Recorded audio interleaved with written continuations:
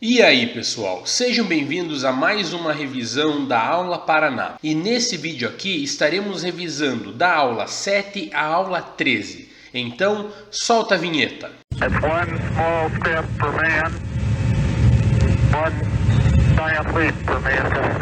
Bom, como vocês sabem, o trimestre encerrou na semana passada.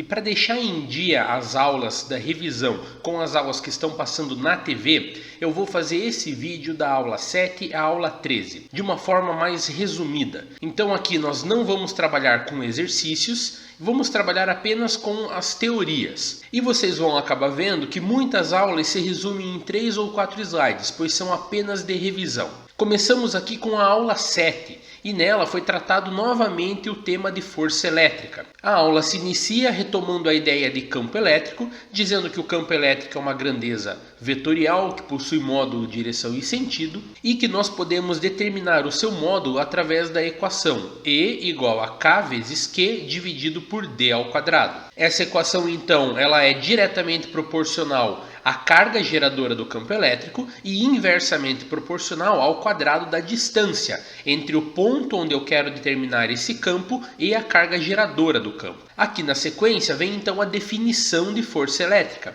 Força elétrica é igual a carga vezes o campo elétrico. Aqui é importante ressaltar que essa carga Q minúscula não é a carga geradora do campo elétrico, mas sim a carga que está dentro do campo elétrico que vai sofrer influência dele. Então, se nós temos um campo elétrico gerado por uma carga positiva e dentro desse campo elétrico nós temos também uma carga positiva sofrendo interação, essa força vai ser de repulsão, pois as cargas são de mesmo sinal. Porém, se essa carga que se encontra dentro do campo elétrico for de sinal negativo, a força então será de atração, pois as cargas são de sinais opostos. Então, basicamente, eu tenho duas maneiras de determinar a força elétrica entre duas cargas. Eu posso, primeiramente, descobrir o campo elétrico e usar a definição resumida para a força, porque a lei de Coulomb nada mais é do que a união das duas equações separadas. E aqui na aula 8 será feita apenas uma revisão desses mesmos conceitos. Essa aula começa então revisando novamente a ideia de força elétrica,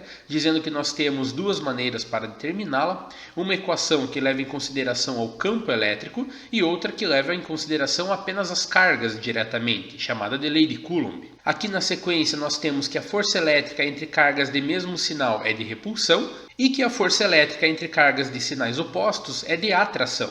A aula 9 ela foi destinada exclusivamente a exercícios de força elétrica.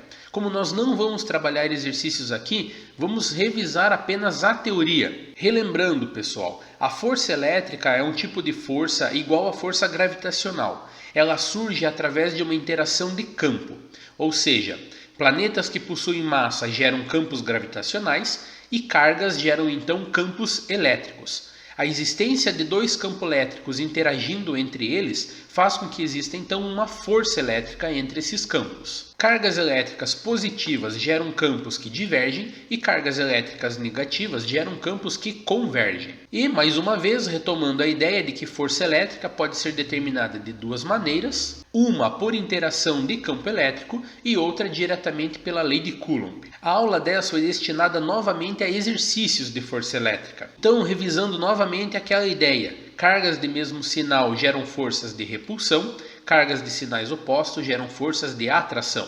E aqui na aula 11 nós temos a introdução de uma nova ideia então, que é a ideia de potencial elétrico. O potencial elétrico é uma grandeza física escalar que está relacionada com a quantidade de energia que pode ser armazenada por um campo elétrico em uma determinada região. Fazendo uma analogia, nós temos três tipos de interação de energia potencial. Temos a energia potencial gravitacional, que é aquela energia armazenada em campos gravitacionais, por exemplo, o que atrai tudo para o centro da Terra. Temos a energia potencial elástica, que é a energia armazenada em uma mola. E temos a energia potencial elétrica, que é a energia armazenada em um campo elétrico. Aqui na sequência nós temos então a equação para a energia potencial elétrica. Veja, ela é muito parecida com a equação de Coulomb, porém o D não é elevado ao quadrado, pessoal. Muita atenção aqui.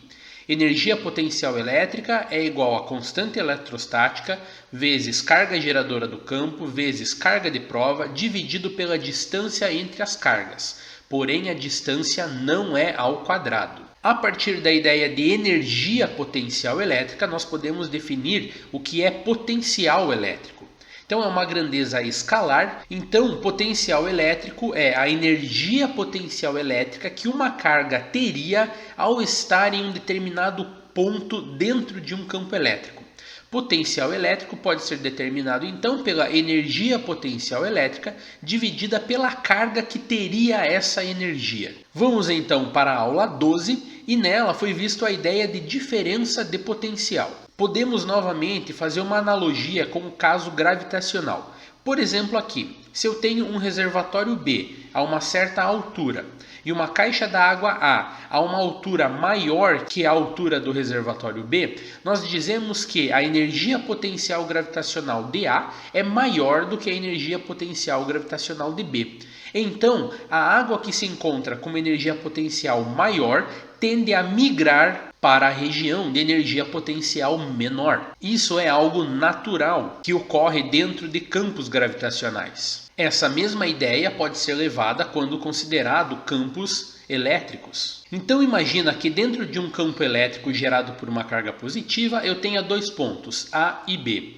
No ponto A existe um potencial elétrico, no ponto B existe outro potencial elétrico. A diferença entre esses potenciais se dá pelo fato de cada ponto estar a uma distância da carga geradora desse campo. Então, para determinar a diferença de potencial elétrico, basta fazer o potencial do ponto A menos o potencial no ponto B. Com isso, então, nós temos a diferença de potencial entre esses dois pontos. Bom, e para que serve então uma diferença de potencial? Uma diferença de potencial é o que vai gerar movimento de cargas elétricas. Por exemplo, se eu pego um condutor e aplico nele uma diferença de potencial, eu vou gerar um movimento ordenado das cargas elétricas livres desse condutor. E com isso eu tenho a ideia de corrente elétrica. Nós podemos nos referir à diferença de potencial de outras duas maneiras, como voltagem ou como tensão elétrica. E aqui nós estamos na aula 13, pessoal. A aula 13 retoma a ideia de potencial elétrico. Então, o potencial elétrico é a energia potencial elétrica que uma carga teria ao ser colocada dentro de uma região de campo elétrico. Nós podemos calcular o potencial elétrico com duas equações. Energia potencial elétrica dividido pela carga, ou V igual a K vezes Q dividido por D. Lembrando que Q minúsculo é a carga que sente o campo elétrico e Q maiúsculo é a carga que gera o campo elétrico. Uma outra ideia que surge ao se falar de potencial elétrico são regiões equipotenciais ou superfícies equipotenciais. Bom, acompanhe aqui na figura. Veja que você tem três círculos em volta dessa carga elétrica positiva.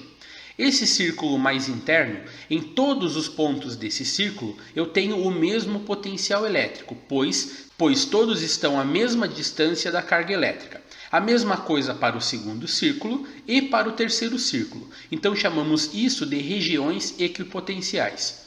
Porém, entre essas regiões existe uma diferença de potencial, justamente pela distância que elas estão do centro da carga geradora desse campo elétrico. Já em uma região de campo elétrico uniforme, que é o tipo de campo elétrico que ocorre entre placas paralelas, por exemplo, uma placa positiva de um lado, uma placa negativa de outro, entre essas duas placas será gerado um campo elétrico que nós chamamos de uniforme, porque dentro dessas duas placas o valor do campo elétrico ele é igual em todos os pontos. Se o campo elétrico é o mesmo em todos os pontos no interior desse sistema, o potencial elétrico também é igual em todos os pontos desse sistema.